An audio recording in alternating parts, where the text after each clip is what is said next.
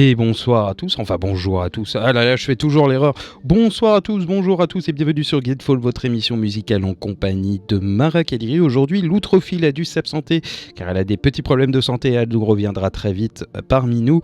Bonsoir Mara, enfin bonjour Mara, enfin là on peut dire bonsoir à peu près vu que c'est l'hiver et qu'il est 16h, bientôt 17h. On a commencé un petit peu en retard parce qu'on attendait réellement d'avoir des nouvelles de notre acolyte, qu'on fait un gros bisou, on pense très fort à elle. Elle est un Bisous petit peu bébé. malade, mais elle reviendra très rapidement. Comment vas-tu, Mara?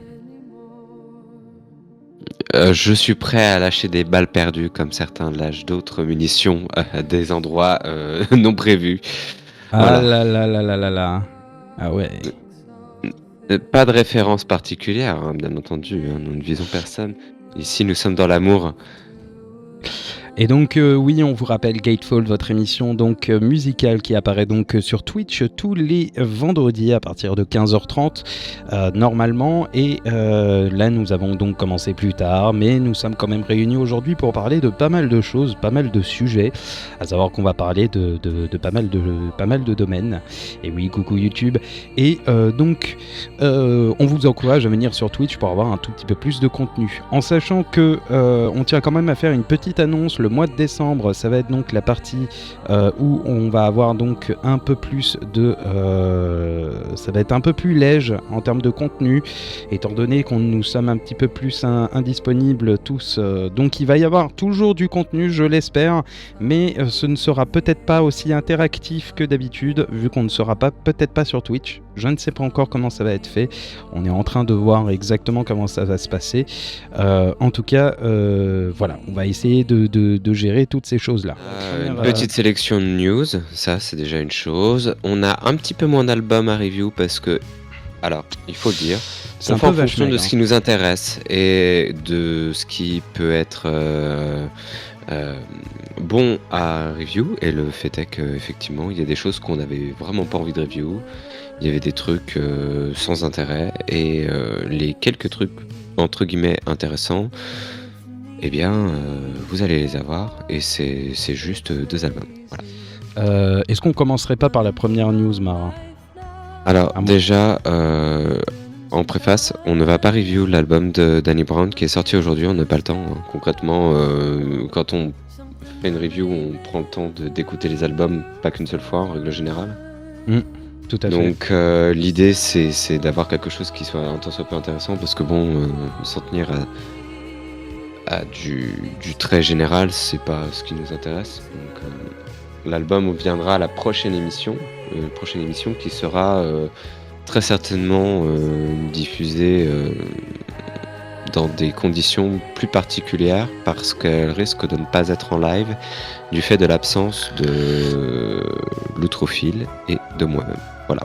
C'est ça. En fait, moi, je suis le seul présent encore sur les lieux, mais je peux pas faire l'émission sans mes deux acolytes qui sont quand même le cerveau de l'émission. Voilà. Donc elle sera peut-être enregistrée plus tôt dans la semaine et diffusée en fait le jour de l'émission habituelle. Voilà. C'est ça. Donc il y aura une émission potentiellement qui sera diffusée sur Twitch en rediffusion.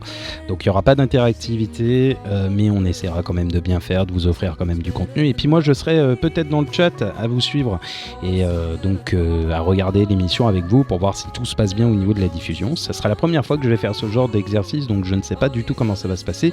Et si je n'arrive pas à la diffuser sur Twitch, elle sera disponible bien sûr sur YouTube en première, donc vous pourrez la voir directement, y compris cette VOD que vous regardez actuellement, cette vidéo que vous regardez actuellement, qui sera donc diffusée elle aussi directement diffusée sur YouTube. Voilà, donc on va peut-être commencer par la première news. La première news, effectivement, qui est un nouveau single pour Julia Holter, qui s'appelle Sun Girl. Alors non, ce n'est pas ça. Oui, ça, c'est ça. C'est ça, oui. Sun Girl, oui. Ça faisait un petit moment qu'on n'avait pas entendu parler de Julia Holter, qui avait sorti, moi je trouve, 2 excellents albums par le passé qui sont Have You in My Wilderness, qui est sorti en plein milieu de la décennie des années 2010. Et puis un autre album qui s'appelait, si ma mémoire est bonne, alors le problème c'est pas la mémoire, c'est surtout la prononciation, c'est Aviaries. Mhm. Donc c'est une excellente artiste qui mélange des instrumentations qui sont très ce qu'on appelait New Americana, donc on va faire simple, c'est de la musique indé concrètement, du piano, des clavecins, des choses comme ça, du saxo, des éléments un peu années, je dirais, peut-être 70 sur certains plans. Ouais. Et là, elle est revenue avec un single qui est très psyché en fait, et avec quelques éléments électroniques dans la production. Moi, je le trouve très beau ce son. D'accord. Et le clip qui va avec, il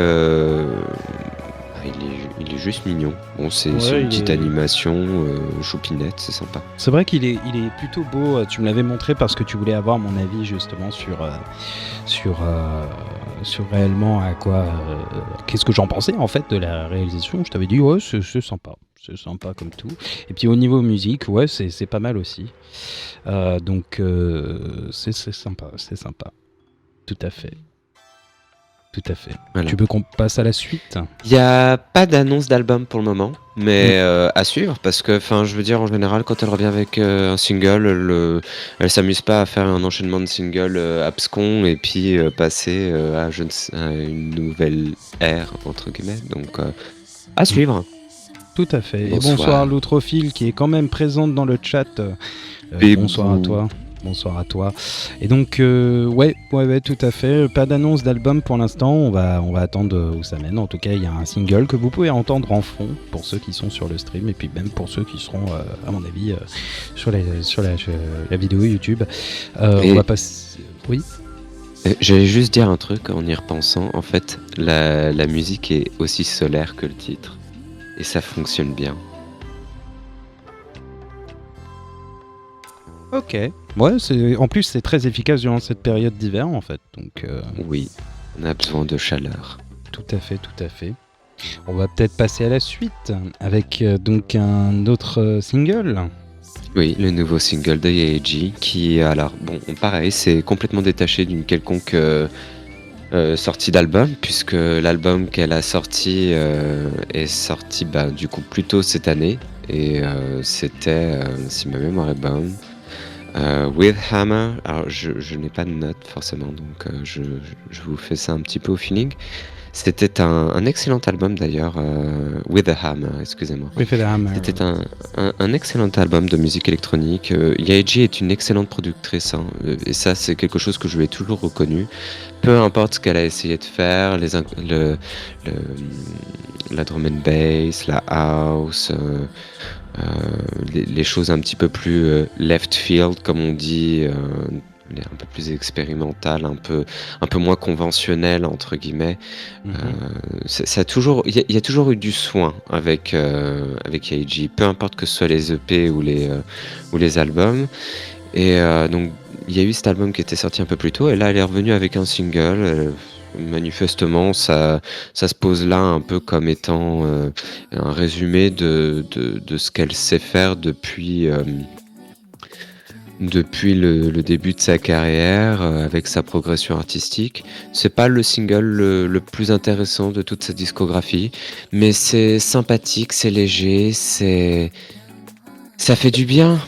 Et d'ailleurs, j'ai oublié de dire le nom du titre, c'est Easy Breezy. Voilà. Easy Breezy de Yaeji. Et je crois que le titre veut tout dire. Hein.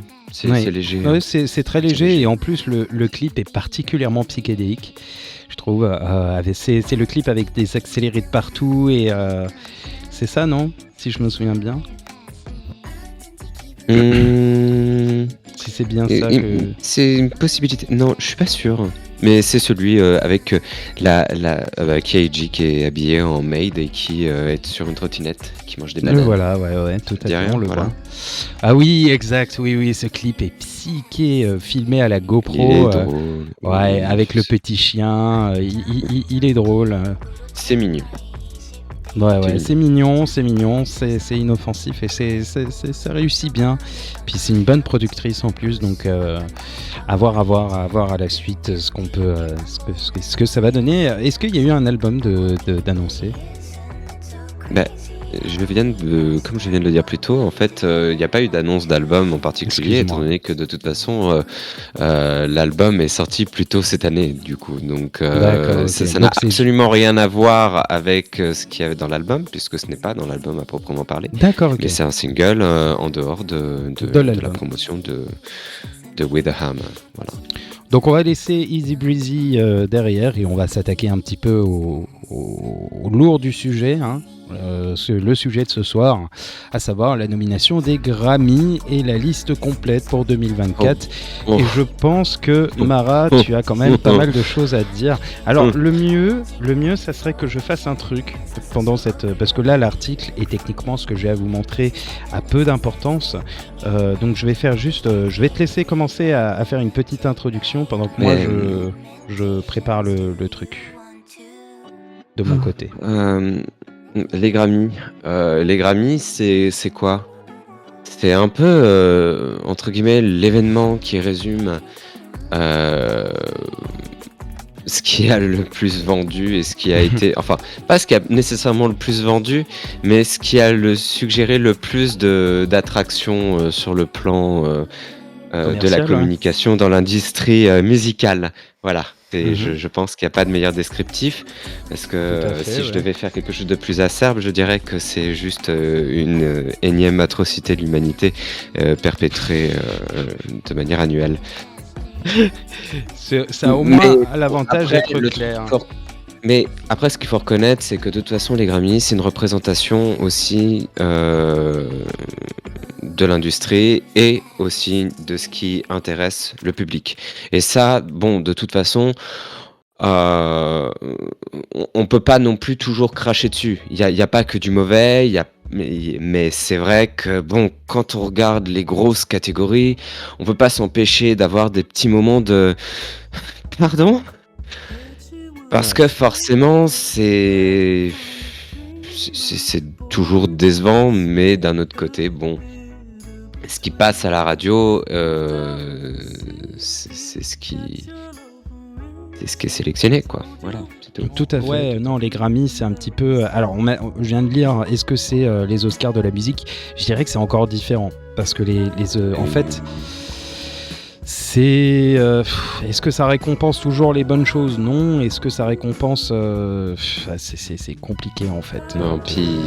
de faire un portrait. de toute façon, on risque... Je vais passer rapidement en revue les trucs. Il y a des histoires de catégories. On regarde, on se dit mais qu'est-ce que ça fout là? Et pourquoi il y a des dénominations comme ça? Et c'est assez... c'est oui, blasant, tout à fait. C'est blasant et puis c'est pas forcément très mais le sympa. fait est qu'on peut pas non plus cracher sur tout. Il y a des choses qui sont à prendre à quelques endroits et dire voilà, il y a quand même des reconnaissances auprès d'artistes un petit peu moins célèbres. Voilà. Tout à fait. Il faut tirer parti de ce genre de catégorie. Et donc les Grammy, on va voir ça tout de suite avec Mara Kadiri, à savoir maintenant, normalement, si tout se passe bien, hop, voilà, donc les Grammy avec Mara Kadiri. Donc on a les nominations donc, pour les Grammy 2024, et donc on va les passer en revue donc une par une, si tout se passe bien. Alors, il y a tellement de catégories, on ne fera pas tout. Hein. Ouais, c'est clair. On ne fera pas tout. C'est clair qu'on ne Puis fera là, pas c'est l'article Pitchfork, donc il n'y a pas tout. Moi, je suis sur l'article des Grammy, donc je vais vous parler de ce que j'ai, moi, sur la page des Grammy, et ce qui me semble intéressant de mentionner. Tout à fait. Pour Record of the Year, Record of the Year, c'est une piste, en fait. La piste de l'année, plus ou moins. D'accord. On on a John Baptiste pour Worship, on a Boy Genius, Not Strong Enough, Flowers de Miley Cyrus, la chanson de Billie Eilish pour le film Barbie, On My Mama, Victoria Monet, Vampire de Olivia Rodrigo, Anti-Hero de Taylor Swift et Kill Bill de SZA. Excusez-moi, j'allais l'appeler SZA parce que je l'appelais comme ça pendant des années. Ouais. Et ne serait-ce que par exemple sur cette catégorie-là, on voit qu'il y a des pics qui sont un petit peu plus... on va remplir les cases, John Baptiste, Victoria Monet, voilà, c'est du remplissage de cases. Le Miley Cyrus, c'est clairement, on a une chanson TikTok, ça passe, let's go, ça fait de l'attraction, let's go, on la met. La chanson de Billie Eilish, de toute façon, Billie Eilish, c'est quasiment obligatoire qu'elle se retrouve là. De toute façon, elle est très appréciée dans l'industrie musicale. Pareil pour Taylor Swift. Qualitativement, en fait, je pense que les deux choses qui étaient entre guillemets les plus intéressantes sont Kill Bill de SZA et Not Strong Enough de Boy Genius. Boy Genius, en termes de... Enfin, je reviendrai plus tard parce que de toute façon, ils ont été mis dans un nombre de catégories absolument hallucinant. C'est peut-être le pic de qualité et c'est ce qu'il faudrait espérer dans l'absolu, voire gagner.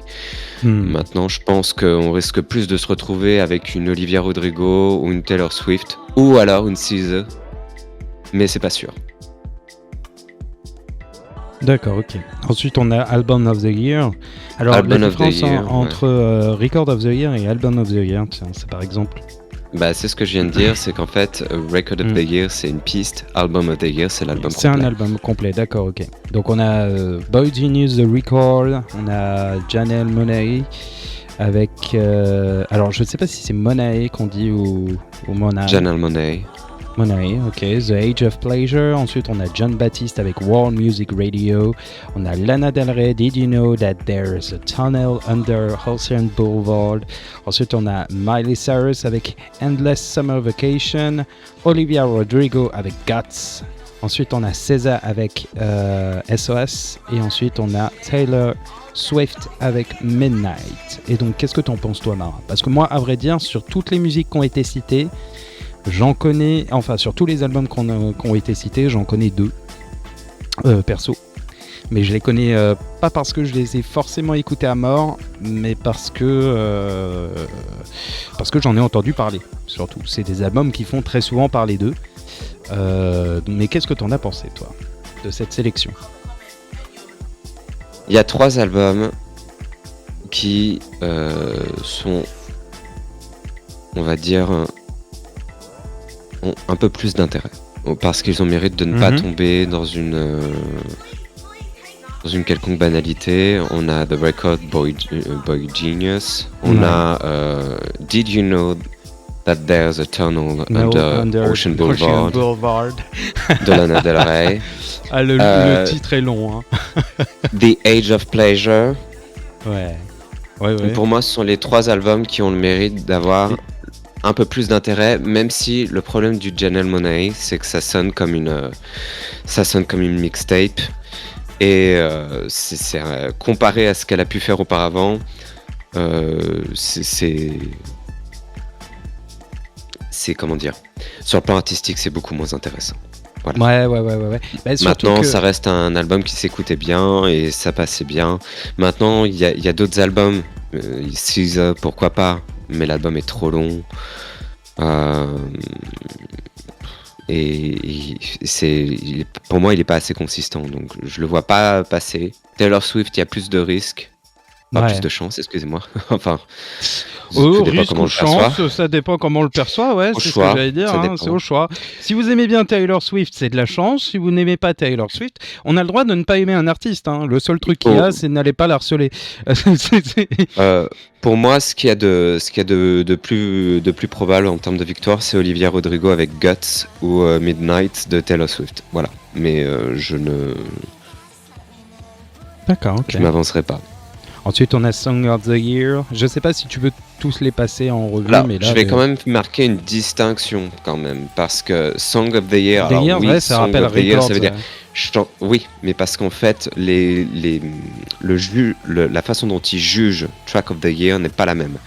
Track of D'accord. the Year, il y a aussi toute la dimension de production, d'engineering, comment on dit, toute la partie ingénieur du son, mastering. Technique, ouais, Il y a les toute trucs. une partie technique derrière. Ouais, ouais, ouais. Le Song of the Year, il n'y a C'est la pas prestation nécessairement l'aspect technique derrière. C'est la Alors, prestation pas vocale nécessairement et non plus l'aspect artistique. vocal, c'est des critères qui sont beaucoup moins fixés. D'accord, ok. Ouais, ouais. Et C'est là, un peu bizarre, mais c'est aussi, ça permet de récompenser l'écrivain derrière. d'accord, ok. Ouais. Donc on a quand même pas mal de Le titres. Alors, parolier, comme on dirait le de nos jours. parolier, comme on dirait de nos jours, dans un français correct. Je vais te laisser quand même technique versus subjectivité. Wow. Il y a un peu de ça, oui. Ouais, il y a un petit peu de ça, ouais. Même si, bon, les Grammys, la subjectivité, il y a rarement de la place pour ça, vu que je pense que c'est un autre paramètre qui entre en compte lorsqu'il s'agit de faire les catégories, car il faut savoir que, bon, les personnes qui font les sélections ont aussi des intérêts, en règle générale. Ils bien sûr. sont pas extérieurs, donc tu as beaucoup de partialité dans ce qui est choisi et beaucoup de partialité dans le choix final. Voilà. Tout à fait. Donc là, nous avons quand même pas mal de monde. Je vais te laisser les citer, par exemple. Si tu veux les citer, Nous avons bien sûr. A&W, donc du coup c'est Lana Del Rey, ni plus ni moins. Ouais, Lana Del Rey, ouais. Anti-Hero de Taylor Swift. Alors ça va être très marrant parce que je ne sais pas si vous avez le détail, mais en fait c'est un peu la catégorie Jack Antonoff, hein, c'est-à-dire que le mec déjà se retrouve autant sur la piste de Taylor Swift que sur la piste de Lana Del Rey. D'accord, donc le mec a potentiellement 50, on va dire deux chances sur... Attends, 1, 2, 3, 4, 5, 6, 7, 8, 9, 10... Ouais, il a deux chances sur 8 on va revenir sur Jack Antonoff après la discussion sur cette catégorie et j'expliquerai un truc sur ce monsieur. C'est un petit peu, tu sais, ça me rappelle un petit peu les années où on faisait les reviews d'Oscar. Ça fait depuis longtemps qu'on ne l'a pas fait. Et on se marrait parce que tu avais Disney qui avait 3 films dans une catégorie. C'est un peu la même chose. Et donc, ouais. Donc du coup, A&W de Lana Del Rey, Anti-Hero de Taylor Swift, Butterfly de Jon Batiste, Dance the Night du film Barbie par Dua Lipa, Flowers de Miley Cyrus, Kill Bill de Caesar, Vampire de Olivia Rodrigo et What Was I Made For de Billie Eilish. Pour le film Barbie, une nouvelle fois. Pour le film Barbie, oui. Donc, autant vous dire que vous avez 2 options. C'est soit vous avez une récompense finalement qui est destinée pour une chanson du film Barbie, ce qui serait fantastique forcément pour la promotion et pour le maintien du film Barbie dans les mémoires entre guillemets. Qui a très bien fonctionné en plus au box-office, donc ouais. C'est clair. Ou alors, deuxième option, ce sera un moyen de récompenser Jack Antonoff, qui est forcément un peu le mec qui est un peu partout dans l'industrie musicale ces derniers temps. C'est le mec qui vend, c'est le mec qui attire. Il a produit des albums pour Lorde, pour Taylor Swift. Il a même travaillé pour Saint Vincent. Alors Saint Vincent, c'est un pic un peu plus indé, hein, forcément, un peu moins mainstream. Mais bon, le fait est que c'est peut-être là où il a fait même son travail le plus intéressant. Jack Antonoff, c'était un membre de Bleachers et c'était de la musique pas terrible, mais en tant que producteur, il est autant capable de faire des choses qui sont très bien comme il est capable de faire des choses absolument inintéressantes. Ça dépend de l'artiste et de l'application de l'artiste dedans. Ouais. Voilà, c'est ce qu'il faut retenir à peu près. Maintenant, qu'est-ce qui est le plus probable de gagner ? Moi je sais pas trop. Là, c'est le truc où de toute façon, à la fin, moi je vais te demander de faire un pic pour chaque catégorie. On verra quand. Pour toutes les catégories, mais moi, si on me dit dans toutes les catégories, qu'est-ce que j'espère ? Mais alors, même si j'ai peu d'intérêt de manière générale, mais j'ai un respect artistique pour elle. Je souhaiterais que au moins Lana Del Rey reparte avec quelque chose. Voilà, hein, dans C'est l'absolu, clair, ouais. c'est je lui souhaite parce que ce qu'il faut mettre en perspective, c'est que Lana Del Rey, alors effectivement au départ, c'était pas terrible sur le plan artistique, ultra violent, jusqu'à à peu près ultra violence. Même si tout le monde n'est pas d'accord, je pense que quelqu'un qui est absente Elle doit là bouillir. doit être Elle doit en bouillir. train de Tu vouloir sais, elle doit être. me jeter des coups, Ah, mais elle là, doit être en elle train de me te. jeter des trucs à l'écran. Ah, mais là, elle est en Sache train de que te je faire des t'ai quand même incantations pour nécrophile. pas te jeter des sorts, là. Tu sais, là, elle est derrière Je- son écran, elle est en mode. Je, Tu vois, je elle est comme t'aime, ça. l'autre film, mais voilà. Il faut après reconnaître qu'après cet album, il y a eu un véritable bond qualitatif, ne serait-ce qu'au niveau instrumental. Après, il y a eu des choses qui étaient un petit peu moins bonnes, mais elle a gagné en intérêt musical et le dernier album est Mm. bon. Il est solide. Et oui, je lui souhaite de gagner. Je lui souhaite de gagner quelque chose. Maintenant, quoi et quand, je ne sais pas. C'est là, pour moi, elle mériterait, par exemple. Parce que les autres pistes, je suis pas intéressé concrètement. Et c'est voilà. Qu'est-ce qui est le plus probable de gagner? Moi, je dirais que ça Taylor serait Barbie. Hein. Peut-être Moi, je Dua dirais que ça Lipa, serait. peut-être Moi, Billie je pense que. Eilish. Moi, je parierais sur les Barbie en vrai. Hein. Moi, Moi, je j'hésite vais te entre dire Taylor mon. Swift, Dua Lipa et Billie Eilish. Et oui, je suis d'accord avec toi, ça risque de Ouais, tomber sur, ouais, c'est clair. sur une piste du film Barbie. Mais Après, je te après, dirais bon. que moi, la personne que j'aimerais bien voir gagner parmi toutes les personnes présentes ici, c'est bien sûr, bien évidemment, Taylor. Non, c'est bien sûr, bien évidemment, Lana Del Rey, parce que pour moi, en fait, c'est un petit peu le même avis que que tu as aussi. C'est-à-dire qu'elle mériterait de gagner après tout le taf qu'elle a fait quand même dans le passé. Elle mériterait quand même de gagner cette récompense-là.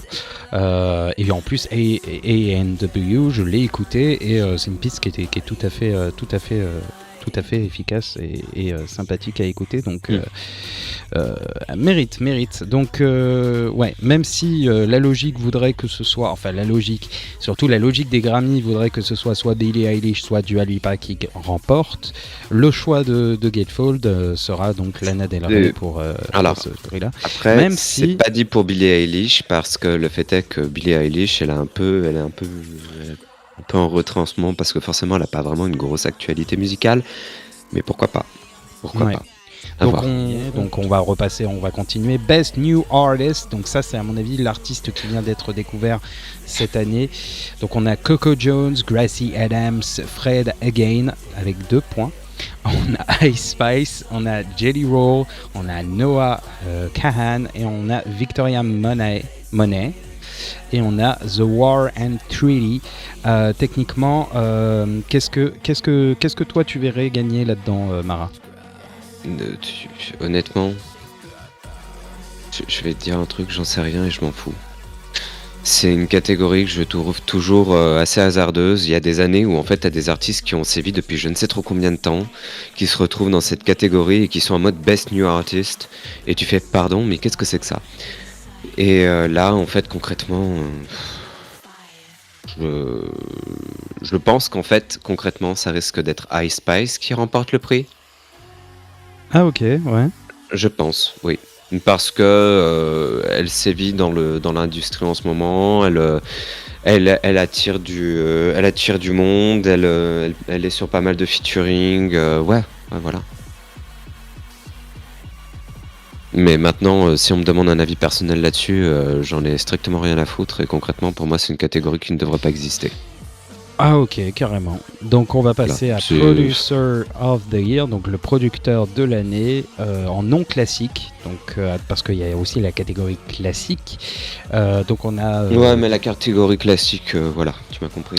Donc on a Daniel, on a et c'est son nom, Ernst Demile, Emile 2. Hit Boy, Jack Antonoff et Metro Booming. Et pour YouTube, c'est son nom de famille. Je n'ai pas. Oh, vous m'énervez, YouTube. Merci. Tu mettras un bip. Je mettrai un bip. Et donc, t'as parlé de Jack Antonoff. Bon, techniquement, moi je pense que tu vas partir là-dessus, non?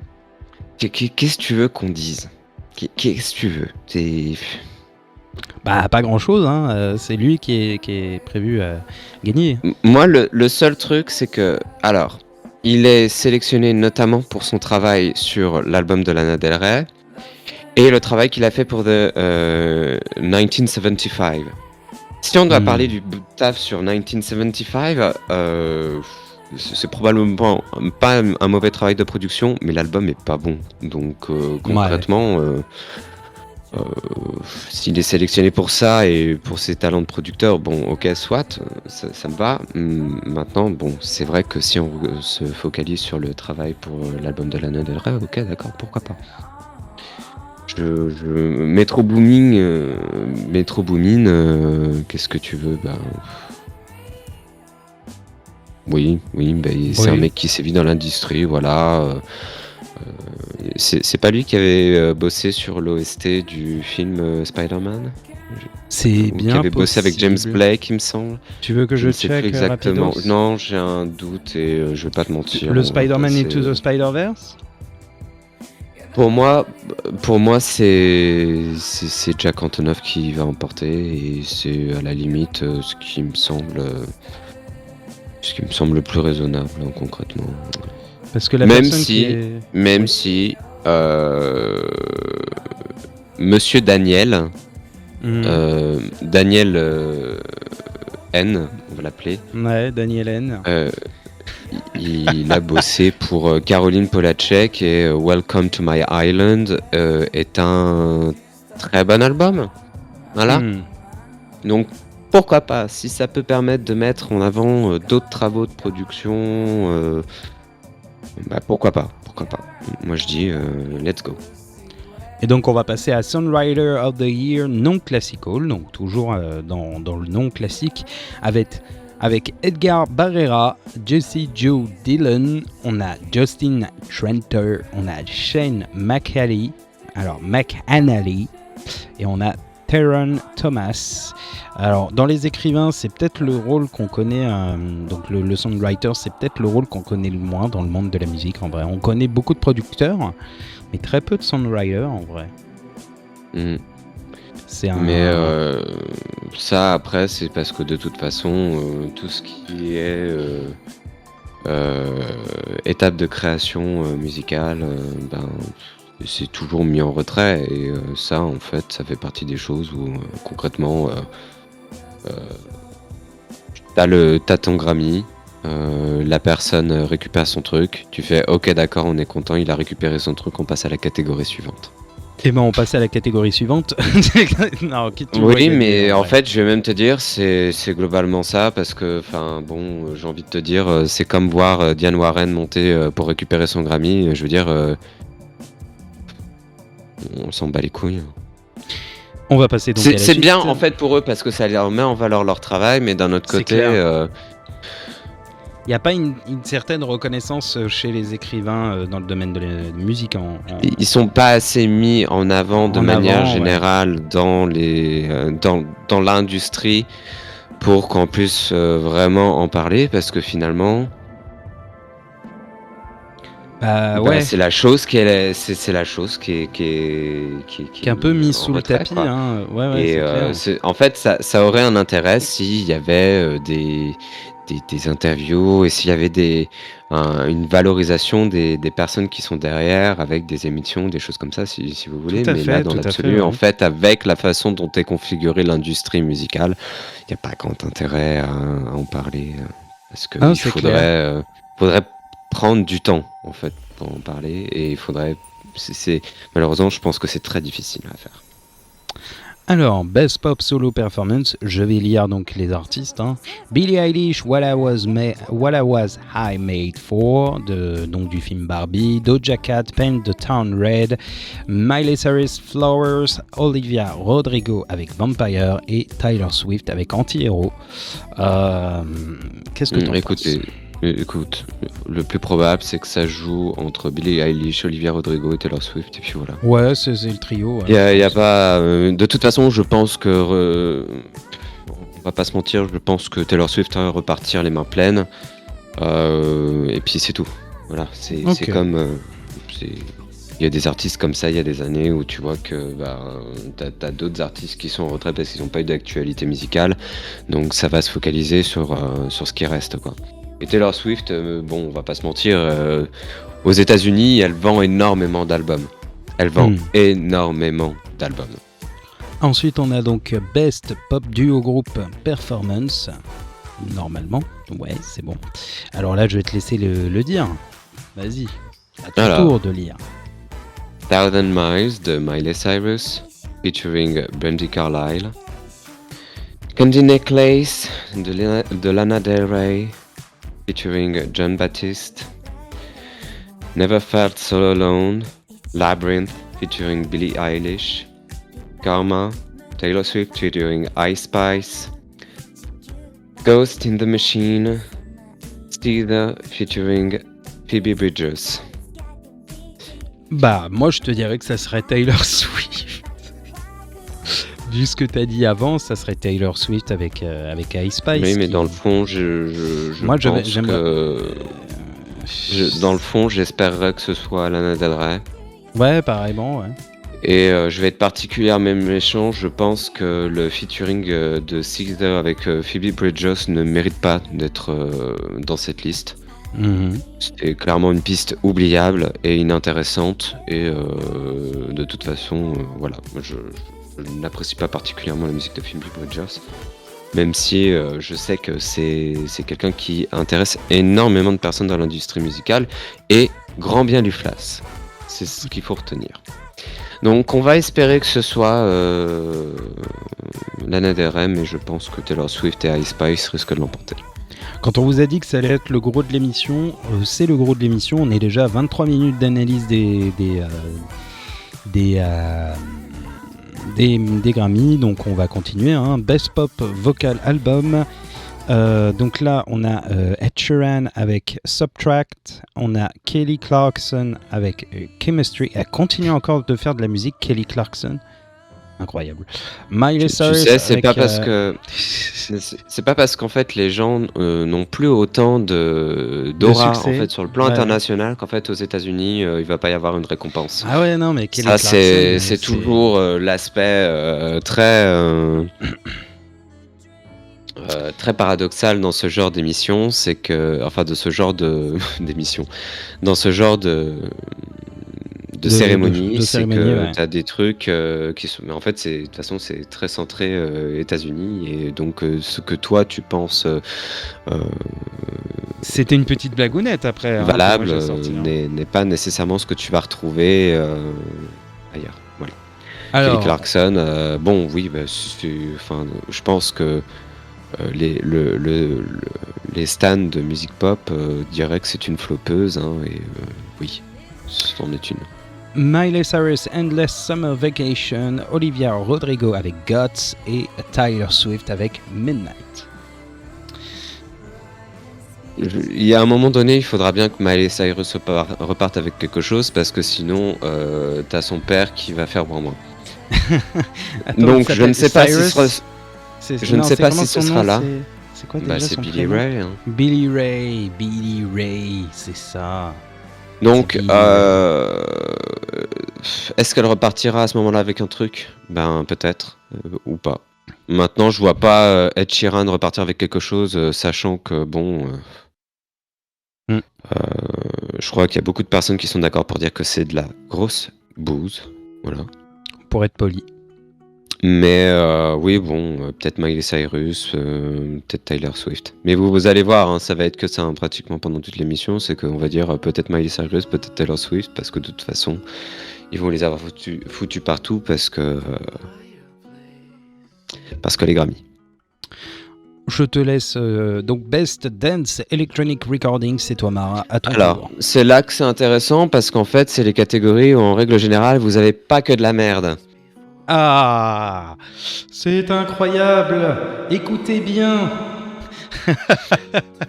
Alors, Black Box Live Record 21F, FX Twin, Loading, James Blake, Higher Than Ever Before, Disclosure, Strong, Romy and Fred Again.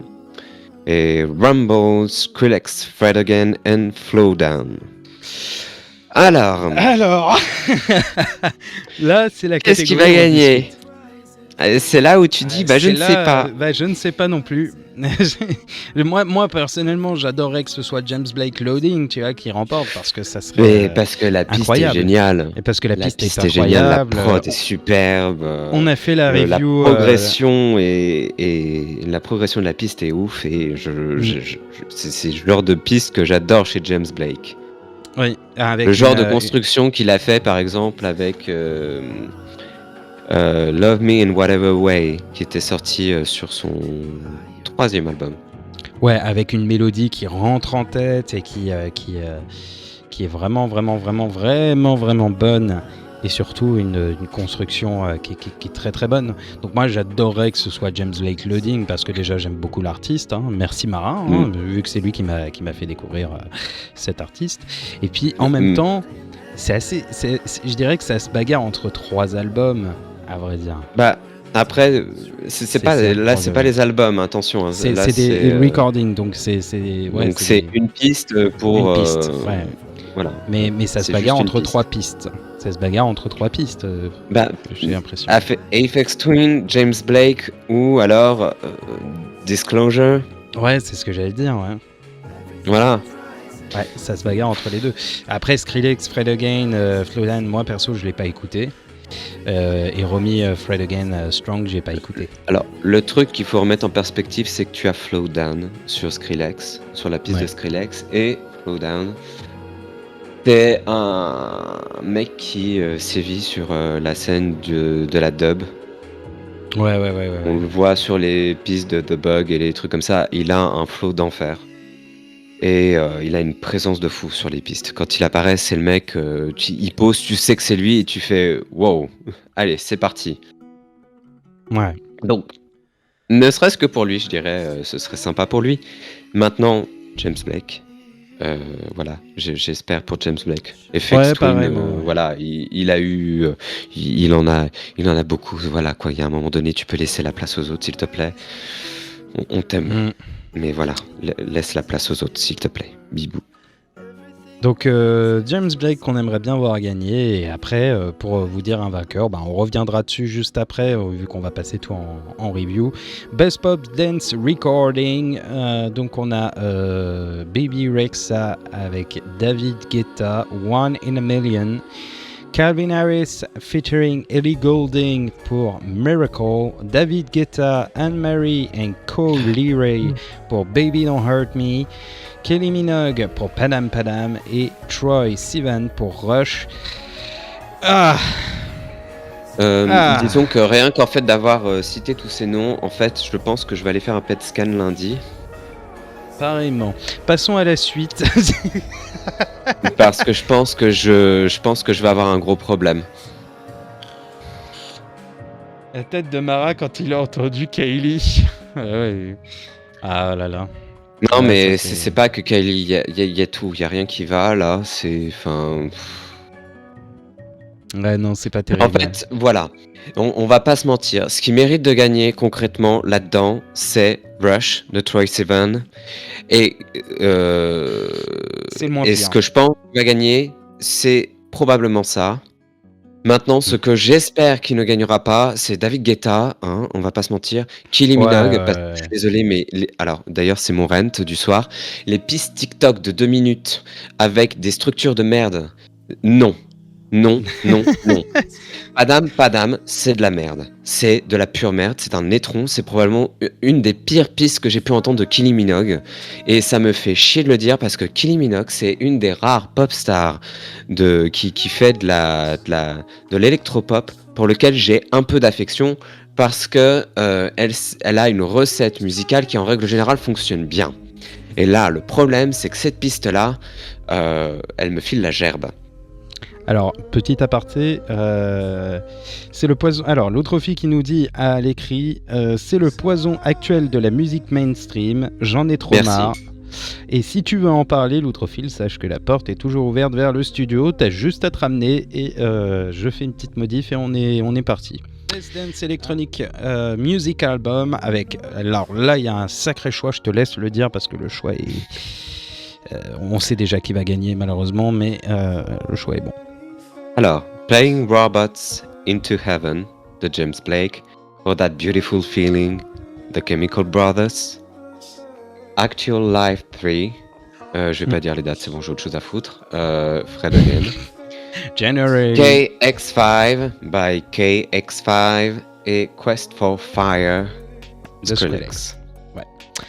Le Bon, problème... écoutez, faites gagner The Chemical Brothers ou James Blake. Qu'on n'en parle plus. On vous en voudra pas si c'est The Chemical Brothers. On sait que les mecs sont des bons producteurs. On sait qu'ils taffent bien. Ouais. Maintenant, s'il vous plaît, faites gagner James Blake. Ouais, ils méritent. Surtout que les Chemical Brothers, voilà. ils ont déjà gagné. Donc, donnez aux autres un peu. Donnez aux autres. Mais voilà. Au-delà de ça, il n'y a pas trop à tortiller. Voilà.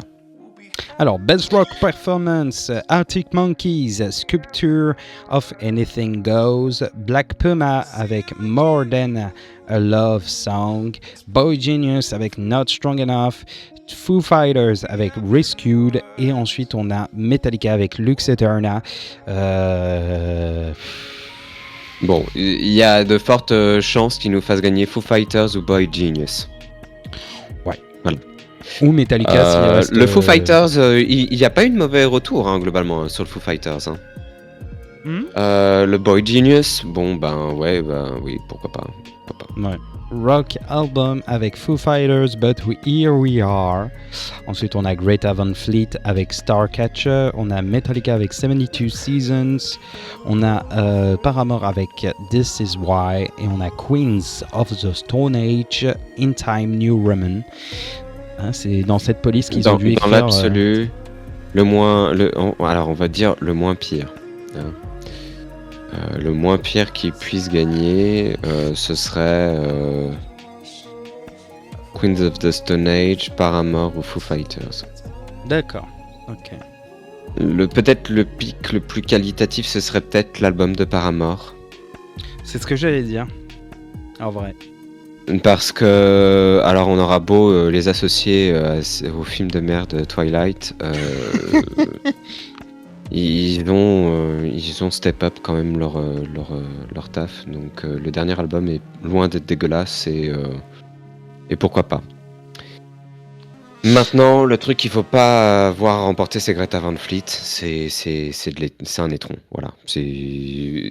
Ils font un travail, ils travaillent leur truc, il n'y a pas de souci. Ils méritent d'avoir récompense pour leur travail et d'avoir une paye, bien entendu, en rapport avec ce qu'ils font. Maintenant, le truc, c'est que sur le plan qualitatif, c'est peut-être le truc le plus éclaté au sol et c'est ce qu'il y a de moins intéressant. Donc, oui, non, faut pas se. Et comme dirait faut pas espérer ça, j'espère. Voilà. Comme dirait un de nos amis qui est un petit peu responsable de notre présence ce soir, zéro. Voilà, alors. Mais ouais. Et on l'embrasse, bien sûr. Best Alternative Music Performance, on a donc... alors, comment il se dit Wow. Always, Belinda Says. Tu sais, moi je veux dire Always, parce que c'est 2V, mais ouais, c'est 2V, ça fait un W. Bon, allez, Always, Belinda Says, Arctic Monkeys, Body Paint, Boy Genius, Cool About It, Lana Del Rey, A&W, et on a Paramore avec This Is Why. Et donc c'est le moment où on va commencer à dire c'est là que vous avez un souci avec les Grammy, c'est-à-dire que vous avez des trucs qui sont dans des catégories et dans d'autres. T'as l'impression des fois qu'ils prennent un pot et ils font. C'est comme ça, au moins, on est sûr qu'à un moment donné, on va pouvoir se débarrasser de tout le monde. Et c'est là où en fait, on peut avoir un indice sur ce qui risque de se passer. C'est que Lana Del Rey sur les catégories majeures, elle va se faire jarter et que sur les catégories alternatives, elle risque de remporter des prix. Ou inversement. Mais je pense que c'est plus probable que ce soit Lana Del Rey sur les catégories alternatives et que donc du coup on laisse la place au plus gros sur les catégories majeures. Ouais, Avec peut-être une petite exception à quelque part, histoire de dire elle existe pour quelques artistes qui étaient sur des catégories générales, histoire de faire comme si ça fonctionnait. De manière,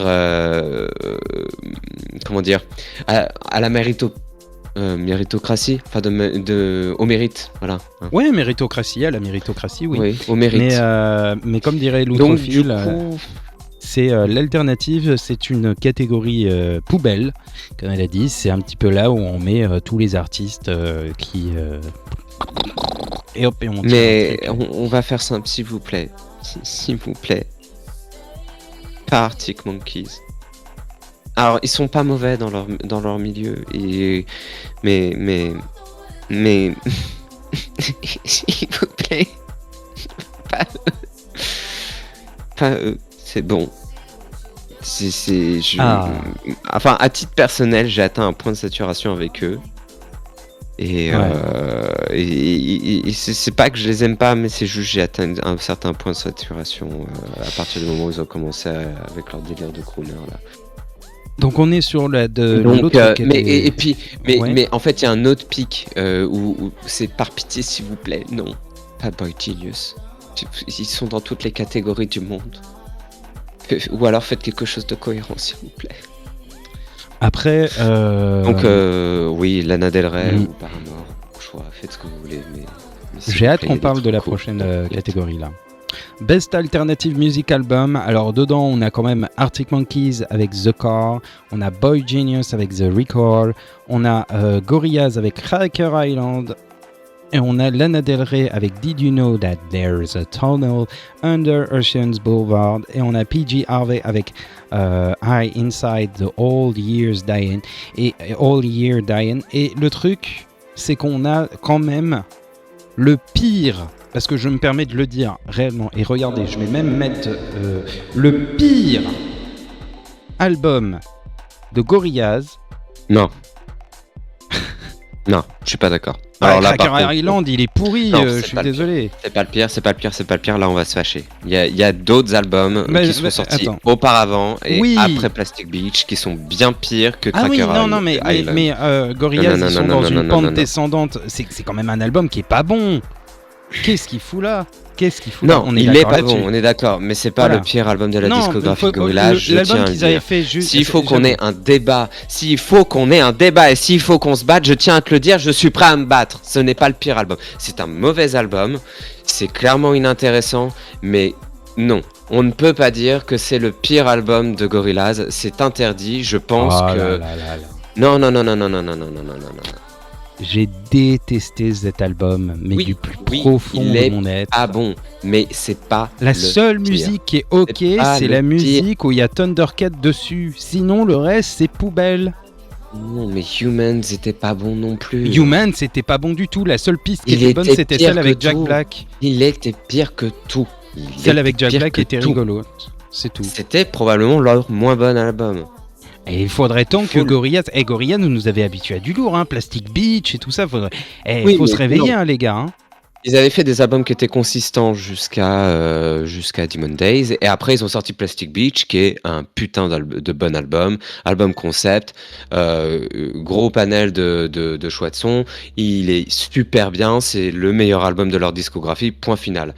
Vous êtes pas d'accord, moi c'est simple, je vous défie en octogone sur la place du village, il n'y a pas de problème, Ah là là là là là là. allez repartir avec 2 dents en moins.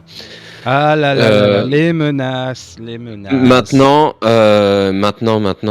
non, Cracker Island mérite pas de remporter quoi que ce soit. Voilà, c'est- on est d'accord là-dessus, c'est qu'il ne mérite pas de c'est- remporter voilà, quoi que ce soit. C'est Alors- ce que j'allais dire d'ores et déjà. Voilà. Qui mériterait donc dans cette liste, à part Lana Del Rey, de remporter un truc? C'est la question que je pose. Puis PJ Harvey pour l'ensemble de sa carrière, de son existence. Ouais, mais là on juge quand même un album, tu vois. Mais Après, non, l'album est solide, on peut pas lui reprocher, on lui reprochera jamais rien de toute façon à PJ Harvey, donc voilà. Même si je n'ai jamais été grandement fan de sa musique, C'est quelqu'un qui a lourdement influencé et qui continue de lourdement influencer la musique indé et son travail sur le dernier album est bon. Voilà. Alors, Maintenant, qu'est-ce qui va remporter? J'en sais alors, rien. Et je vais dire, on va passer à la suite, je si m'en tu fous. veux. Donc, C'est quoi la suite? Best R&B Performance, tu me permets de le dire. Donc, on a... Alors, on Attends, va faire oui, simple. oui, non, mais Je vais faire une préface. Ouais, non, Les trois j'aimerais... quarts des trucs qui sont là-dedans, j'ai pas écouté et concrètement, il y a très peu de Ouais, choses que ouais, j'apprécie, donc ça risque excuse-moi. d'être voilà. Ok, on va commencer, donc, je vais dire la liste. Donc, on a quelqu'un que je ne dirai pas le prénom ni le nom parce que je ne respecte absolument pas cet artiste, Summer Too Hot. Non, mais Ensuite, on cette a... personne ne devrait même plus être présente dans l'industrie musicale actuellement. Voilà, Voilà, donc donc... c'est le CBO, c'est CB0 Grammy, s'il vous plaît. Voilà. Ouais, s'il vous plaît, c'est Disponible clairement... à McDonald's dans la poubelle. ça reviendrait Merci. en fait à avoir dans meilleur producteur, à avoir un Phil Spector même si... Bon, C'est bref, effroyable de voir son nom ici, donc lui, non. voilà, Et non. dites pas, voilà. Oui, mais Hein. il faut séparer l'artiste de son Non, travail. Non, non, là, non, non, non, non, non, non, non, non. non. Là, Lui, en ça fait, le fait, truc, c'est que ça ne c'est comme, récompense... c'est C'est une... comme un certain, monsieur où on a su pendant des années, des décennies, qui faisait des choses absolument effroyables à des personnes qui étaient mineures dans l'industrie musicale. Et je ne parle pas d'une personne qui est morte, je parle de quelqu'un qui actuellement est grillé dans l'industrie. On l'a laissé sévir pendant des années. Tout le monde était au courant, tout le monde savait. Il a fallu attendre un documentaire pour pouvoir le stopper. C'est un scandale. Et Voilà, Chris donc... Brown, c'est le même problème pour pas les et mêmes tu faits, et il as... faut que ça cesse. Voilà, donc on a dit son nom, Désolé, mais j'ai lâché le clairement... nom, mais ce Non, mais mec, il faut... c'est une Il raclure, faut... et Voilà. il ne mérite pas d'être dans En une fait... quelconque cérémonie. Voilà, le truc c'est que là, en fait, si les personnes s'amusent à dire ouais, il faut séparer l'artiste de son travail et tout ça, là le truc c'est que c'est les Là, il Grammys, n'y a c'est pas de comme n'importe séparation. quel. Il n'y a pas de Non. séparation parce que le truc c'est que les Grammys, c'est comme les Oscars, c'est comme les VGA, c'est une affaire d'ego. C'est-à-dire que quand la personne reçoit un Grammy, ça nourrit son ego. Et qu'est-ce que c'est Non, l'ego? non, Bah, c'est puis, la personnalité, c'est lui-même. Donc le truc c'est qu'on récompense pas son puis, travail, même, on même, on récompense la personne. le Clairement, ça ne mérite pas. le simple fait de le mettre dans une telle catégorie, c'est reconnaître qu'on s'en fout de tout ce qu'il a fait pendant des années. Et ça, c'est un Voilà. truc qui ne passe pas. Ça Donc, ne se fait s'il pas. remporte un truc, c'est un scandale. Un scandale. Tout à fait. Donc moi je dis que donc on a Coco Jones et ICU, Robert Glasper featuring Sir and Alex Haley. Donc c'est Back to Love. On a César avec Kill Bill. On a Victoria Monet avec How Does It Make You Feel. Bref, on n'a pas forcément écouté tout, donc on ne donnera pas d'avis. Tout sauf Chris Brown, s'il vous plaît. Best Traditional R&B Performance, donc on a Babyface featuring Coco Jones, Simple, on a Kenyon Dixon avec Lucky, on a PG Morton featuring Susan Carroll, Good Morning, on a César Love Language, on a Victoria Monet featuring Earth, Wind and Fire, et Azemonet, Hollywood. Je pense que c'est le dernier titre qui va remporter parce que tu as quand même Earth, Wind and Fire qui est dedans. Alors je ne sais pas quelle est la nature du featuring, si c'est un featuring réel ou si c'est juste une reprise d'extrait, mais clairement je pense que c'est le dernier parce que tu as quand même Earth, Wind and Fire qui sont quand même une pointure dans le domaine de la funk et du R&B, donc je sais pas ce que t'en penses. Ouais, non, là, en fait, le problème de la catégorie R&B, c'est qu'en fait, vous voyez qu'il va y avoir un très joli contraste entre les catégories générales et la catégorie R&B. Et vous regardez. En fait, je pense qu'il faut que vous fassiez un truc, c'est que vous regardiez les photos en fait des personnes qui sont sélectionnées dans les catégories générales et que vous regardez les photos dans les catégories R&B et vous comprendrez ce que je veux dire. C'est-à-dire que je pense qu'on a atteint un point où en fait maintenant on est catégorie générale. Bon, alors on va mettre ça, et puis on va mettre un quota. Voilà. On en est là. Je suis désolé, je vais dénoncer ça fait pas plaisir, mais c'est comme ça. Maintenant, le truc, c'est que vous allez regarder ensuite la catégorie R&B, vous allez regarder les photos, et c'est là où en fait on va voir en fait qu'il y a plein de gens qui vont être foutus dans cette catégorie. et qui aurait pu très bien être mis dans des catégories générales comme Record of the Year, Album of the Year, Song of the Year et tous les trucs comme ça, parce que ça n'englobe pas un style particulier. Et même, j'irais même, et ça c'était quelque chose qu'avait dénoncé Tyler the Creator, c'est que son album qui était Igor était rangé dans la catégorie rap, alors qu'il avait tout à fait le droit, et compte tenu en plus de la direction musicale qu'il avait, d'être dans la catégorie pop. Voilà. Tout à fait. Mais c'est totalement vrai. C'est totalement vrai. C'est totalement vrai ce que tu viens de dire et c'est cool. C'est cool vraiment que tu que tu as dénoncé ça parce que je me souviens que Tyler the Creator avait déjà parlé de ça. Vous allez voir, il y a plein d'anomalies comme ça parce que la catégorie latine est mélangée avec la catégorie World Music, Afrique, machin et tout, tu fais c'est quoi Oui, bon, allez, c'est exotique, c'est bon, ça y est, on met tout dans le même coin, allez, ciao. Tu fais ok, d'accord, très bien. On va continuer avec donc on était à traditional best donc on est à best R&B song. On a Coco Jones avec ICU, on a Hal avec Angel, Robert Glasper featuring Sir and Alex Isley Back to Love, SZA avec Snooze, Victoria Monet avec On My Mama.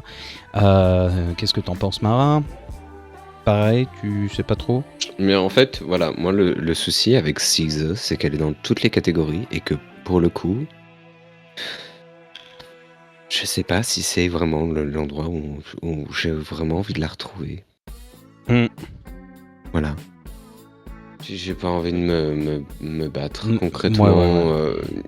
Ils ont, en fait, là pendant toute la cérémonie, pendant toutes les sélections, vous allez voir que Victoria Monet va revenir un certain nombre de fois, donc ils vont forcément à un moment donné lui donner un truc. Même si c'est pas pendant la cérémonie principale, ça va être dans le pré-show qui évacue en fait toutes les catégories mineures.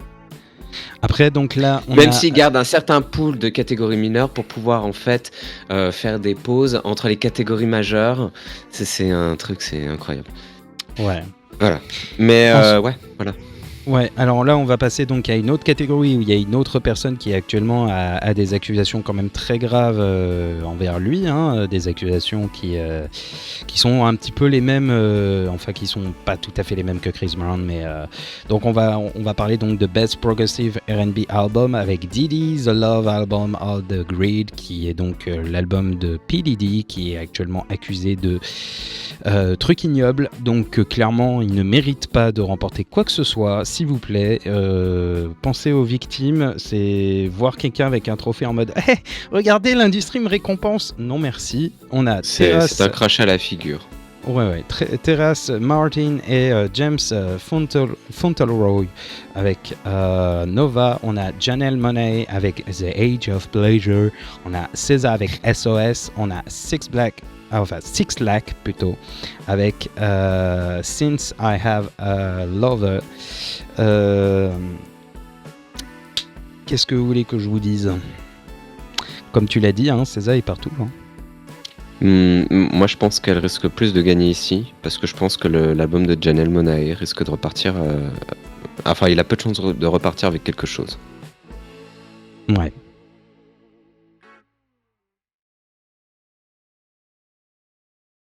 Passons à la news suivante, Mara, si tu le veux bien. Ouais. On va parler de Danny Brown après cette petite pause que nous avons passée. Rebonjour YouTube, enfin recoucou. On va parler de Danny Brown avec... alors non, ce n'est pas ça. Je me trompe de bouton et on va parler de Danny Brown. Il se trompe de bouton. Et oui, un single avec un clip monstrueux. Il faut bien le dire, incroyable ce clip. Monstrueux. Monstrueux pas dans le terme négatif. Enfin, le sujet que traite Danny Brown dans ce truc est un sujet qui touche énormément de population, et c'est quelque chose de particulièrement dur. Après, monstrueux dans le sens où c'est vraiment un très bon clip qui arrive à symboliser réellement quelque chose qu'on appelle la gentrification, de la plus belle des manières, en mettant en scène donc tout simplement une personne qui perd tous ses moyens. Mara, qu'est-ce que tu en as à dire? Est-ce que tu es d'accord avec moi? Qui perd tous ses moyens, mais je pense que même le truc, c'est... Se fait voler même. c'est du On vol. parle de Détroit, qui est une ville qui, sur le plan culturel, a été un peu méconsidérée pendant des années. Il y a une très forte communauté afro-américaine qui a été là et présente dans cette ville pendant très longtemps. Tout à fait, tout à fait. Le, Alors le attends. truc, c'est qu'en fait, il y a un phénomène de gentrification qui arrive et en fait, le clip est clairement en train de toute façon, on le voit, hein, le clip montre des mains blanches qui prennent tous les Tout à objets de fait, ouais. l'appartement Ouais. de Danny Brown et de la dame qui est juste à côté de lui, Qui est voire toute même mignonne qui en prend plus. même la petite mamie.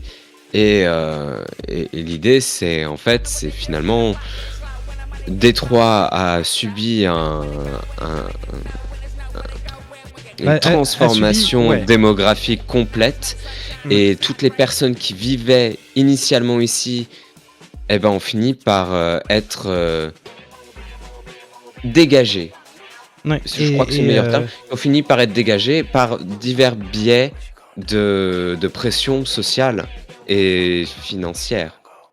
Bah, c'est surtout que Détroit en fait a subi d'autres choses. Avec la chute de General Motors, ça a amené en fait la ville à réellement être réellement dans un état de décrépitude totale, parce que c'était quand même Motor City, hein, c'était la ville dans laquelle on sortait énormément d'automobiles. C'était une ville qui était très riche dans les années 60 et qui petit à petit, lorsqu'il y a eu les différentes crises qu'on a eu ces dernières années, a commencé à réellement tomber. Et depuis quelques années, on va dire, depuis 10 ans à peu près, on se retrouve avec un truc qui tombe au fur et à mesure et qui se retrouve à être dans l'état où il est maintenant, c'est-à-dire à subir de la gentrification. Alors la gentrification n'est pas seulement américaine, hein, la gentrification est aussi C'est partout, européenne, c'est partout. Nous on le voit par exemple sur Paris avec Bercy qui a subi une grande gentrification, Saint-Denis qui subit actuellement une gentrification avec les Jeux Olympiques qui s'approchent. Et Danny Brown arrive à faire quelque chose avec un texte qui est très direct, très direct, qui s'attaque Il donc perd pas de temps, le mec, hein. Ah ouais, non, clairement il C'est n'a pas de temps. simple, direct, l'utilisation de répétition pour pouvoir mettre en avant l'aspect insistant, l'aspect oppressant, l'aspect dominateur presque même, parce que Ouais. le We Move In, c'est vraiment, on arrive dégagé, hein, c'est l'idée, Ouais, hein, ouais.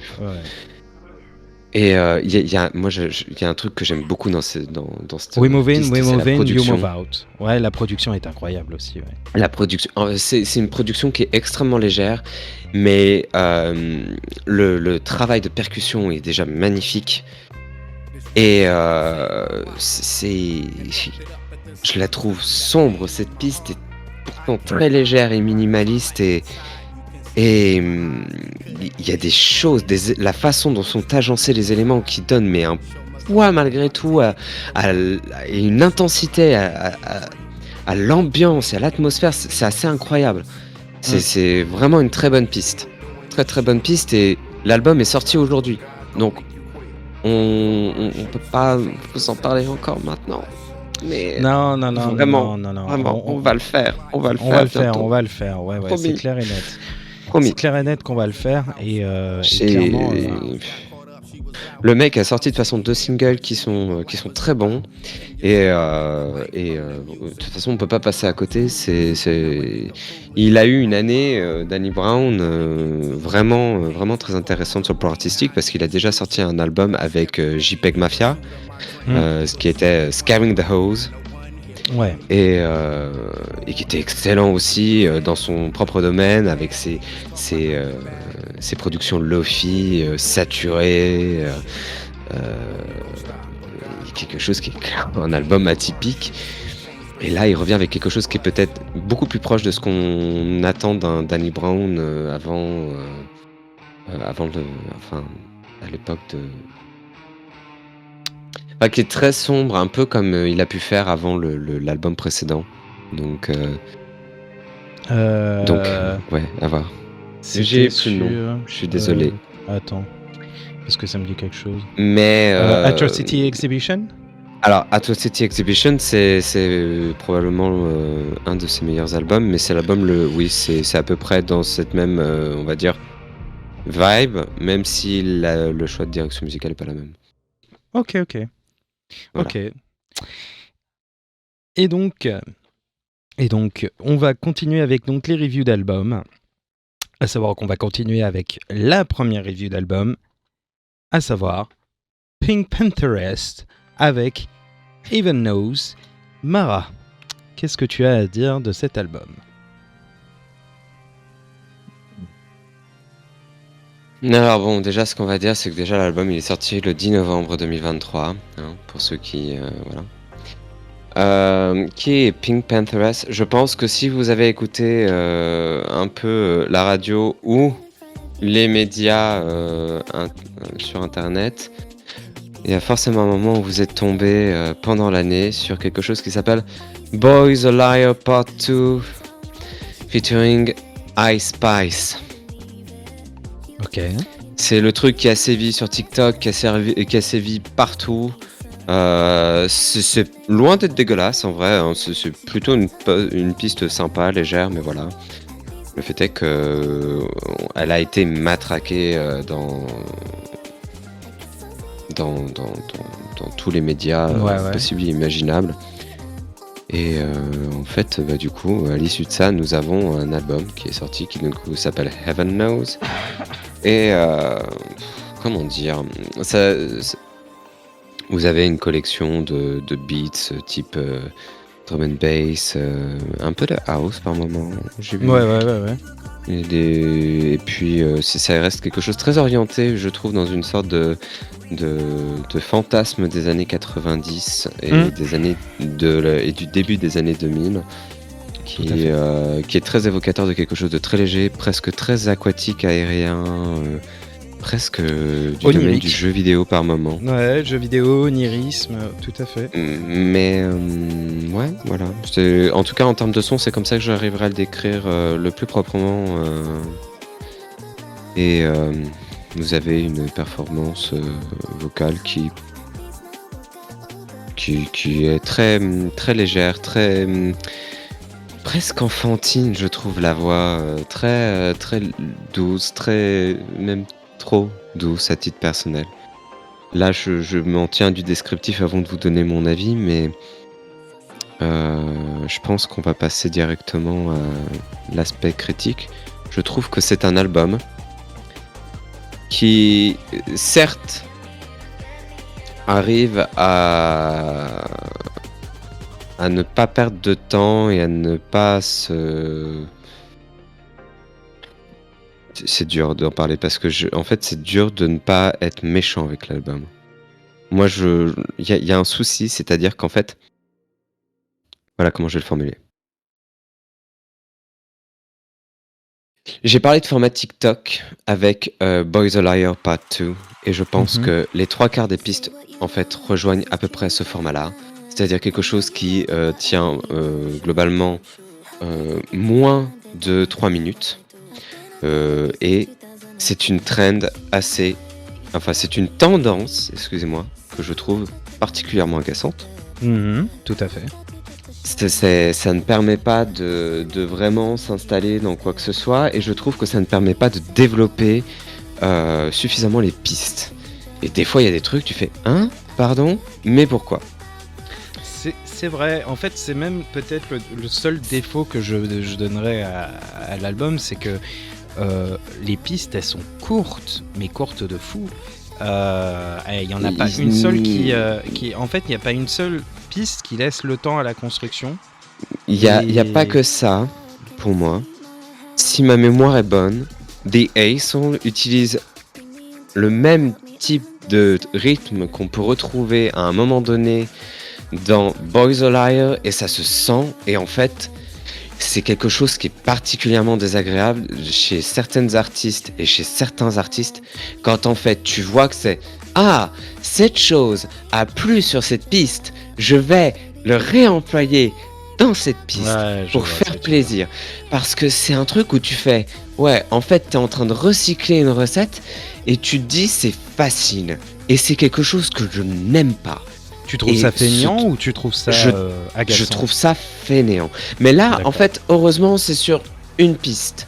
Mais il y a d'autres éléments dans d'autres pistes de l'album où on voit que c'est réemployé et que c'est très Hmm. facile de faire ça.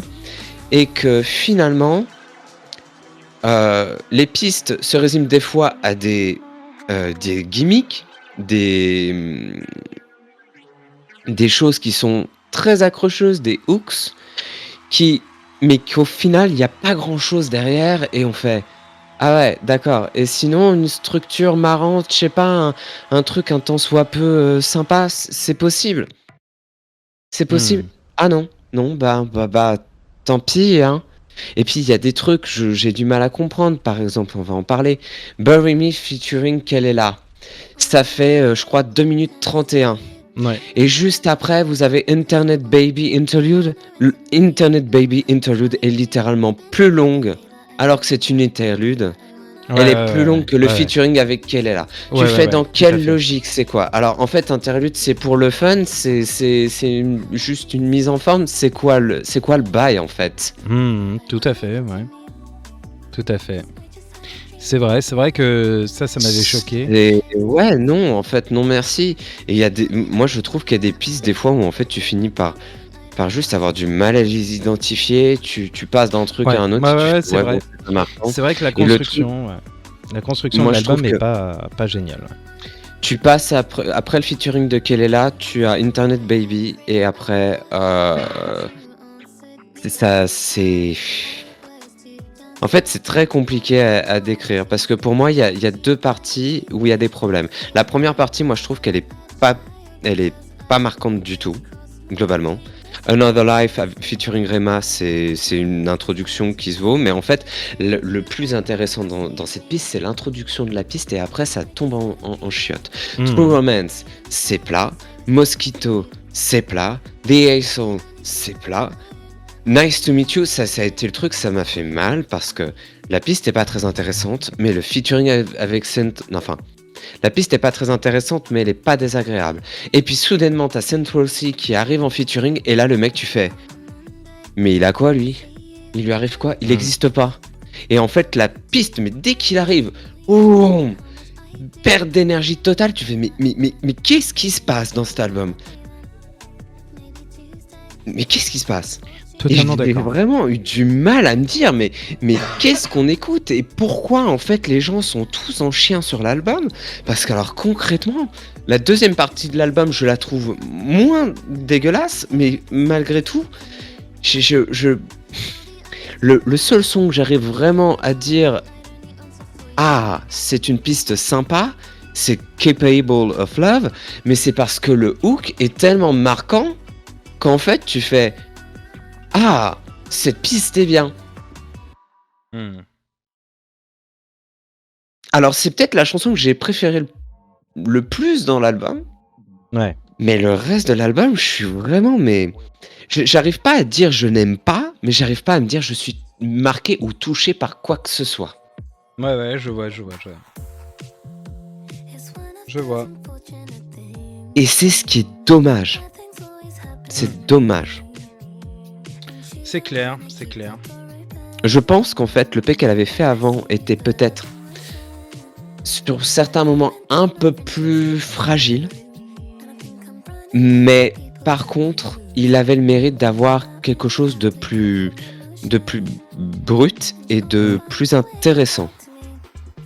Je suis d'accord avec toi, je te dirais que c'est un Et album puis il y a un que... truc que je trouve un peu facile, c'est qu'il y a un catalogue de samples qui est employé pour elle, enfin qu'elle le reprend, et il y a des références, vous pouvez les chercher, j'ai pas fait le listing, et vous regardez, vous faites ah ouais d'accord, donc on en est résumé à là, ça me fait un peu penser à un truc, c'est, vous voyez dans cet album il y a écrit True Romance, moi ça m'a fait penser un peu True Romance de Charlie XCX, où il y avait des trucs où clairement elle avait pris des paroles qui étaient mais vraiment bateaux, de trucs pas possibles, et tu fais ah d'accord, ok, bon.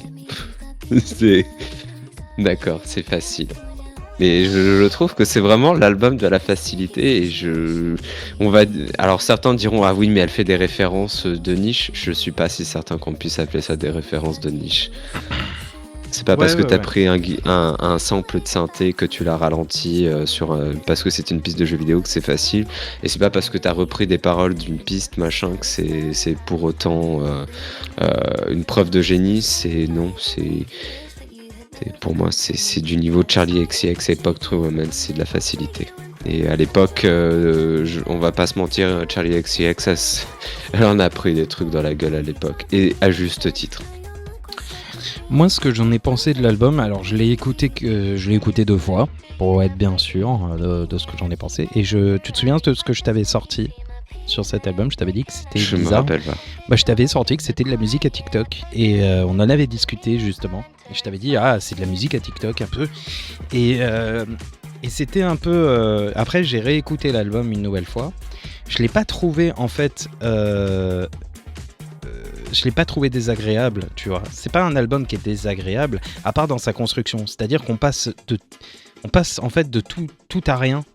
C'est-à-dire que c'est un peu déconcertant. C'est-à-dire que l'album est pas très bien construit dans la suite, dans comment les pistes se suivent. Quand t'as dit que l'interlude était beaucoup plus long, moi je l'avais même pas remarqué, tu vois, que l'interlude était beaucoup plus long, mais genre exactement comme l'Outrophile l'a dit, tu vois, t'as Burimi, Fit Kelela, le moment où ça devient réellement pas mal et ça commence à réellement partir, bah ça s'arrête. En clair, l'album, je l'ai pas trouvé. Déjà, je pense que je suis pas le plus grand client de ce genre de musique, mais je l'ai pas trouvé forcément très très excellent. Mais je l'ai pas trouvé non plus ultra mauvais. C'est-à-dire Non, que mais ouais, c'est mais un c'est ça qui est album. paradoxal. C'est en fait tout le monde est assez. Et là, je vais utiliser le terme que j'adore, dithyrambique avec. Mais pompeux dans ses éloges, hein, pour ceux qui ne savent pas ce que veut dire dithyrambique, c'est pas un problème, vous inquiétez pas. Là je passe pour un connard pédant, mais c'est pas grave, hein, mais le truc c'est que je comprends pas pourquoi les gens sont dithyrambiques avec cet album, mais pour autant je ne comprends pas. Je ne comprends pas parce que l'album, techniquement, n'est pas forcément excellent, n'est pas forcément mauvais, c'est juste un album qui est ok. Et les gens sont en mode, c'est peut-être le meilleur album de l'année pour eux, quoi. Et ouais, je suis pas d'accord, quoi. Non, on peut pas dire ça de toute façon. Il y a des albums qui sont beaucoup plus solides, ne serait-ce que le Sufjan Stevens et puis le JPEG Mafia de Danny Brown, c'est ça.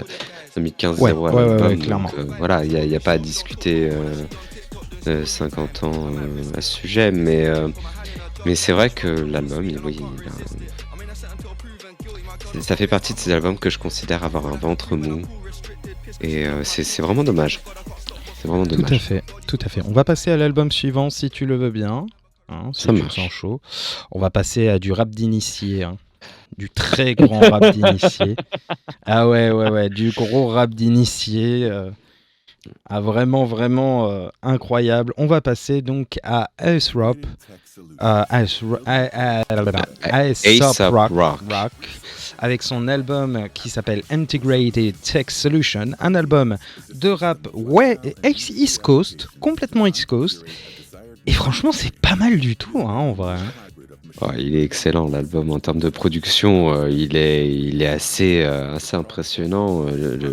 Le mixage, la production, les premières pistes, la façon dont ça tape dans l'oreille, c'est très très bon. En termes de production, c'est très très bon.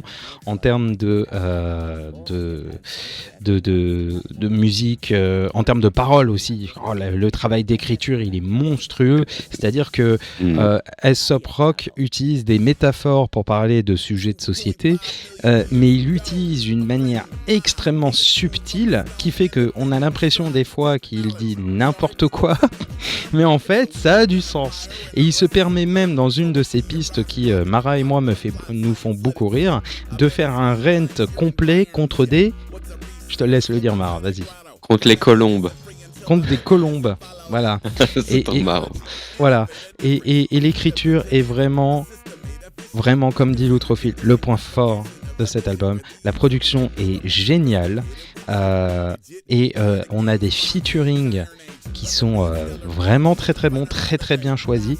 Bref, vous avez Billy Woods, hein.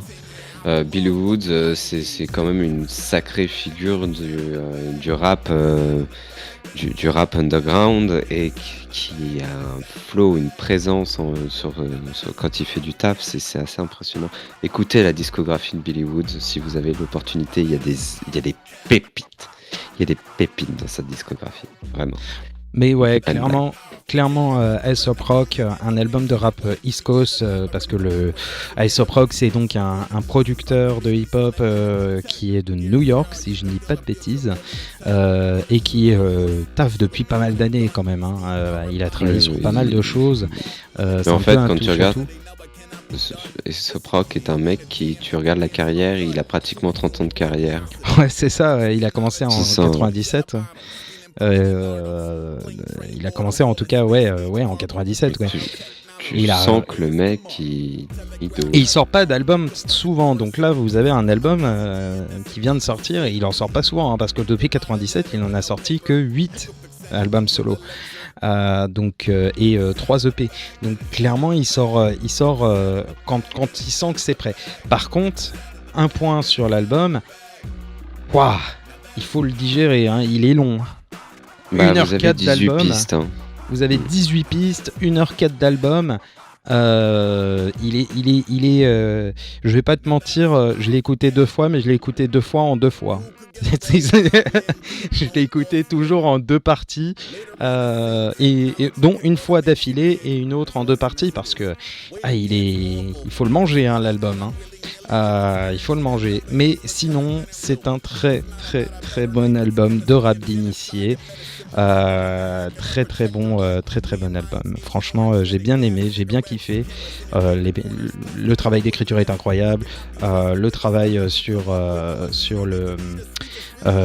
la production est très très bon. Moi qui aime beaucoup le rap US et qui préfère en plus le rap West Coast au rap East Coast, franchement je dis chapeau bas. Bravo Aesop Rock, vous avez réussi à faire un album de rap qui est solide, très solide.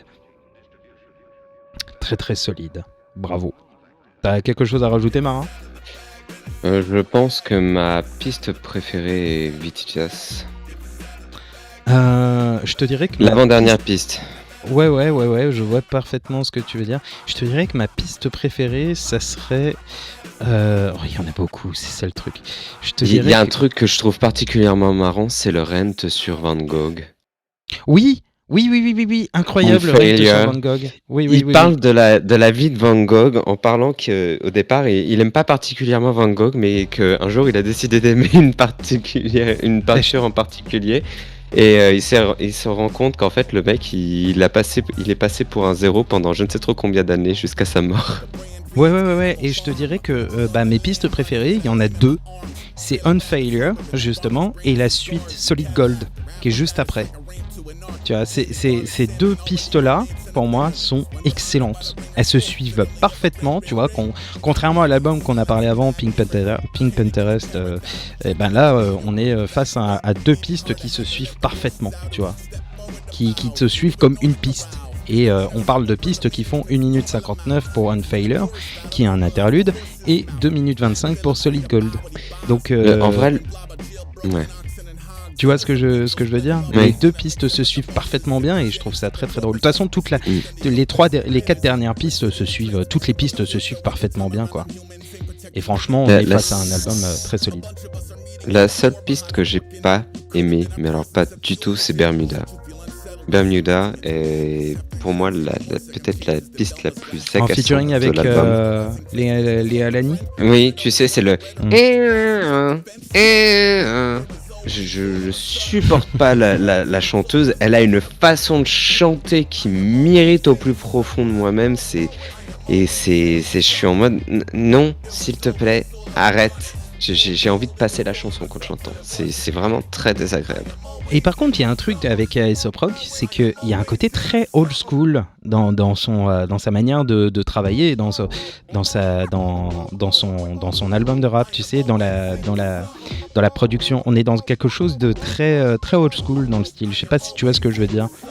Mais quoi, des tracklists de 18 pistes? Oui. Ouais, déjà, et puis aussi de très old school, même dans les sonorités. Je sais pas si tu vois ce que je veux dire. Pas old school années 80, mais plus old school ce qu'on pouvait retrouver dans les années 90, tu vois. Il y a de ça, mais il y a quand même un élément de modernité malgré tout dedans, parce qu'il y a des moments où j'étais en mode c'est presque du Run the Jewels qui se tient bien, quoi. C'est vrai, tout à fait.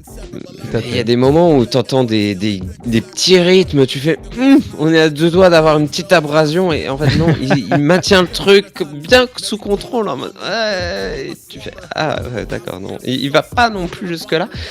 Ouais, si, il sait, mais il mène bien sa barque, vraiment, parce que t'as un album qui, je trouve, est très équilibré. Ouais, non. Bon, bien, très bien. On va donner les notes des deux albums, donc on va commencer par. C'est vrai qu'on n'a pas fait pour l'autre. Alors, tu commences, Mara.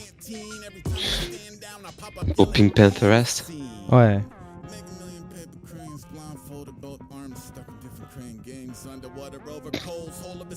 Sur 5. Ok, très bien compris. Et non.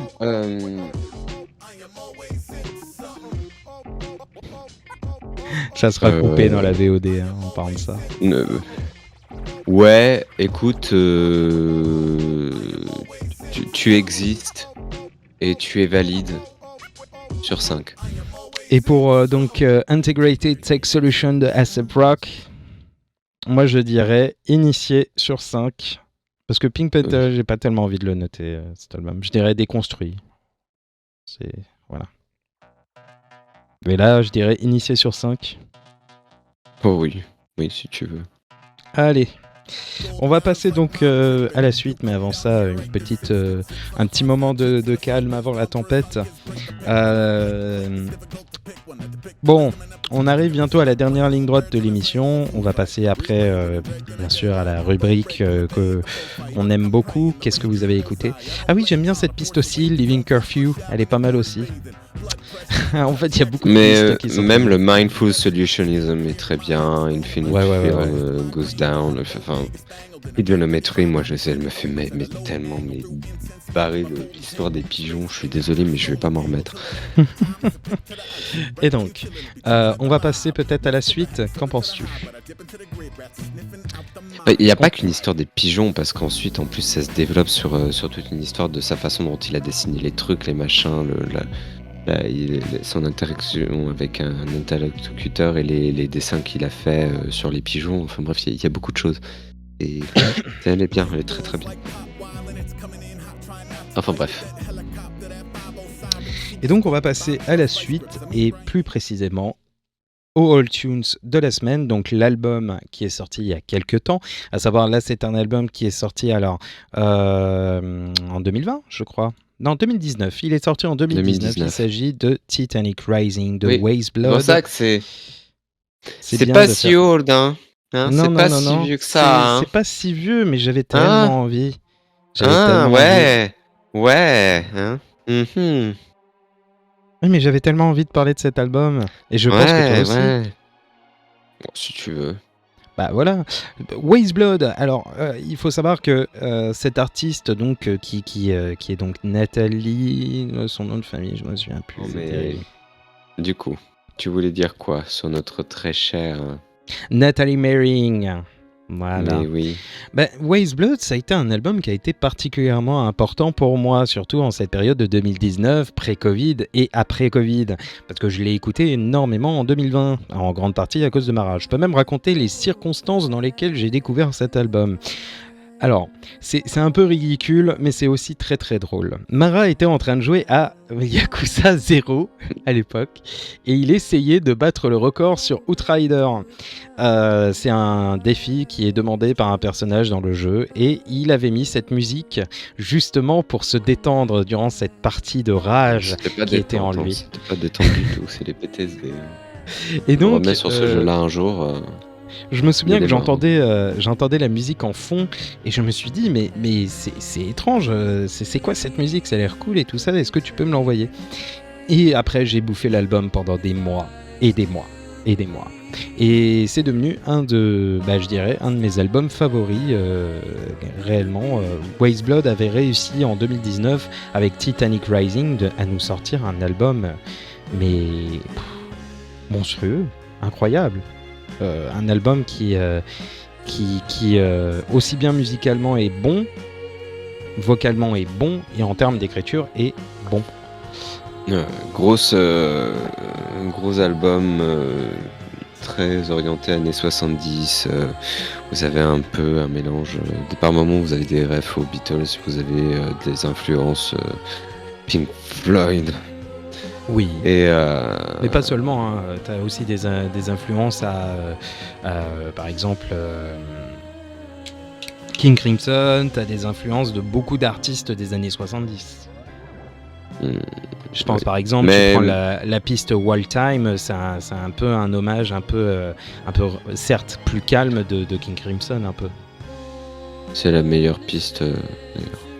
Ouais. Mais battez-vous avec moi, il n'y a pas de souci, c'est ce que je pense. Hein. Ah, moi j'aime beaucoup Something to Believe, mais c'est... Oui, mais ça c'est ton côté Pink Floyd, c'est ton Oui, côté oui, maladif, monsieur. Oui, tout à fait. Mais voilà, un album que, en fait, on voulait vous présenter parce que c'est un album qui est très très bon, qu'on apprécie beaucoup, Mara et moi-même. En fait, il est d'une consistance qui a une consistance assez affolante et il reste très accessible. Et oui, il est excellent cet album. Il n'y a pas à revenir dessus. C'est la preuve que quelqu'un est capable d'aboutir à un travail consistant du début jusqu'à la fin et de montrer qu'il y a possibilité de progresser. Que dire d'autre?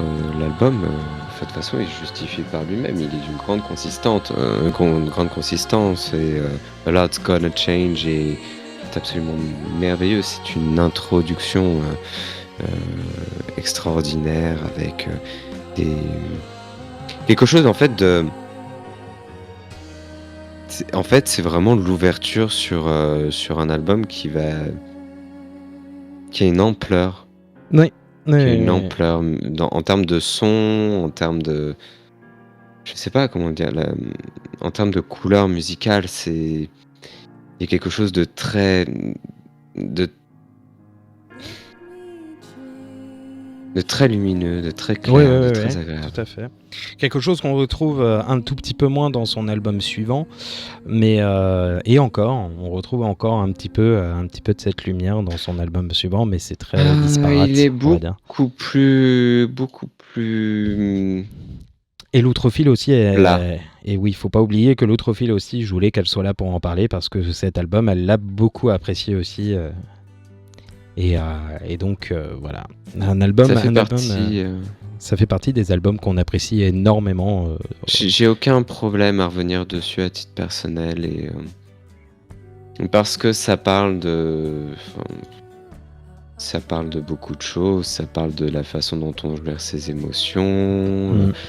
Et puis, parce qu'on va pas se mentir, A Lot's Gonna Change, c'est littéralement, par exemple, c'est une mère qui pourrait parler à son enfant qui vient de naître et qui va lui dire, ou alors qui est en train de grandir et qui lui dit, mais la vie, il y a des choses terribles, il y a des choses magnifiques qui vont arriver et il faut les vivre pour aller de l'avant, pour continuer, oui, voilà, c'est ça.